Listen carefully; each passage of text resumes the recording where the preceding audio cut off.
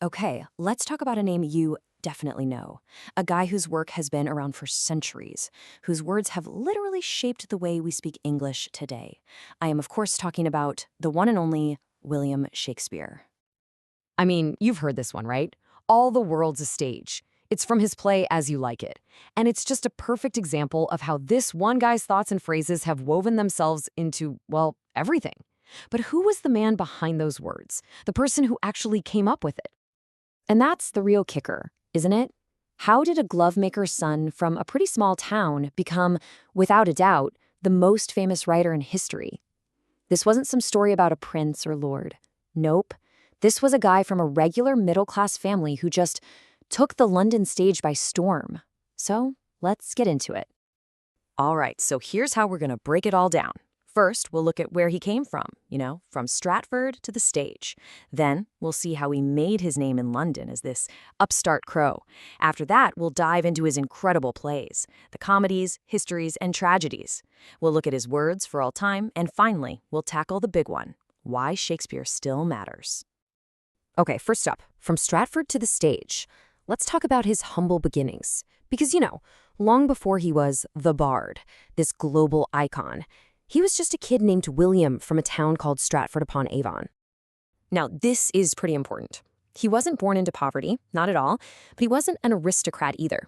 His dad, John, was a successful glover, a pretty respected businessman in town, and his mom, Mary, came from a family with some land and money. So you can picture him growing up in this kind of ambitious, upwardly mobile, middle-class family. That's a really key part of his story. Okay, look at how fast things happen for him. He gets married at just 18 to Anne Hathaway, who was 26. By the time he's 21, he's already a dad to 3 kids. And then, poof, he basically vanishes from the historical record for about 7 years. We call these the lost years, and they are a giant mystery. Seriously, historians have debated this for ages. Was he a teacher? Did he travel Europe? We just have no idea. All right, next up, an upstart crow in London. So when Shakespeare finally pops back up on the radar, he's in the big city, London. And let me tell you, he is already stirring things up and making some powerful enemies. He definitely wasn't greeted with open arms by the literary elite. So get this, this is the very first time Shakespeare's name ever appears in print in London. And it's not a rave review, it's a brutal takedown from a rival playwright named Robert Greene. He calls him an upstart crow, beautified with our feathers. Basically, Greene, who went to university and thought he was the real deal, is calling Shakespeare a fraud, a no-talent actor who's stealing from his betters. Ouch. Yeah, and that term he used, Johannes factotum, that's Latin for jack of all trades. And trust me, it was not a compliment. It was a total sneer. Greene was pretty much calling him a hack, a tinkerer who had no business writing plays because he didn't have a fancy university degree. This one insult tells you everything you need to know about the professional jealousy and, frankly, the class snobbery Shakespeare was facing. But you know what? Shakespeare didn't just survive the criticism. He thrived. He became this total theatrical triple threat. He was an actor, sure, performing in plays. He was a writer, obviously, cranking out plays and sonnets. But here's the secret to his success. He was also a sharer. That means he was a part owner in his acting company. He got a cut of the profits. And that right there is what made him a very, very wealthy man. And all that success and money led to this. The Globe Theatre. In 1599, his company actually built its own playhouse right on the River Thames. Think about how huge that is. This was a total game changer. It was a theater for actors by actors. And it was right here, on this stage, that some of the greatest plays ever written, we're talking Hamlet, Othello, King Lear, would have their world premieres. So he's got the stage. Now what did he fill it with? Let's get into the body of work, the comedies, histories, and tragedies, because his output was just massive. And what's really cool is how you can see it change and evolve over his career. You can really map out his career in these 3 big phases. Early on, he's kind of mastering the popular stuff of the time, these lively comedies and big historical dramas. But then, right around 1600, something shifts. He enters this absolutely legendary phase where he writes the great tragedies, the ones everybody knows. And then, toward the end of his career, he starts experimenting again with these plays we call romances, which are this amazing blend of tragedy, comedy, and forgiveness.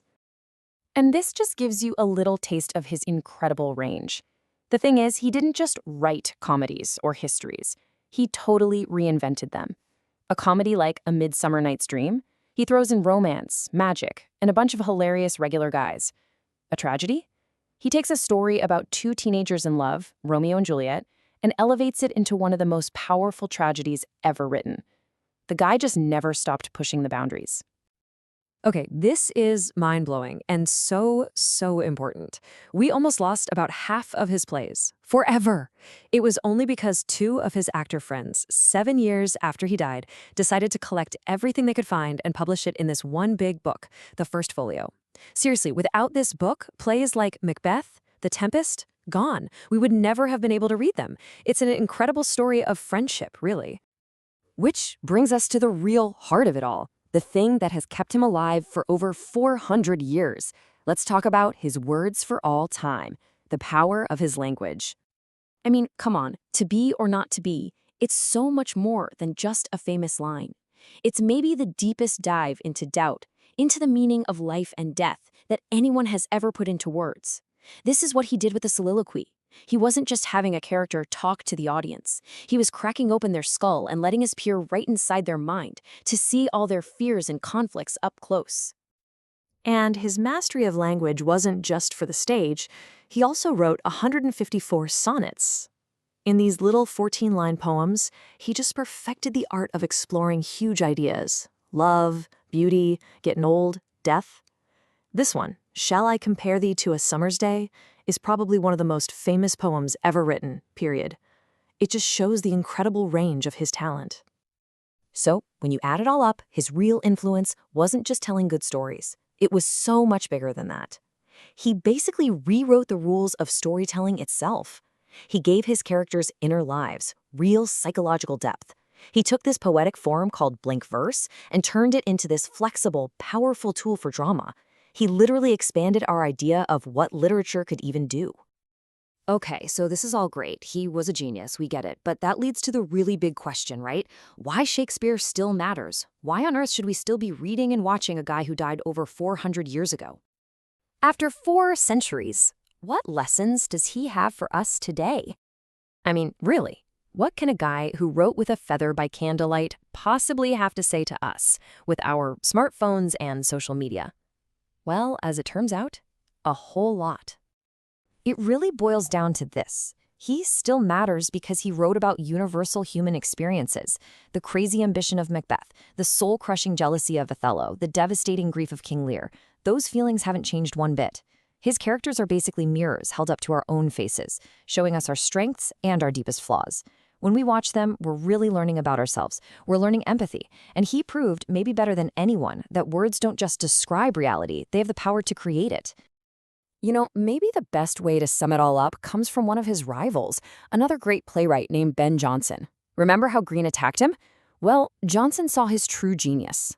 In the introduction to that all-important First Folio, he wrote that Shakespeare was not of an age, but for all time. And man, he absolutely nailed it.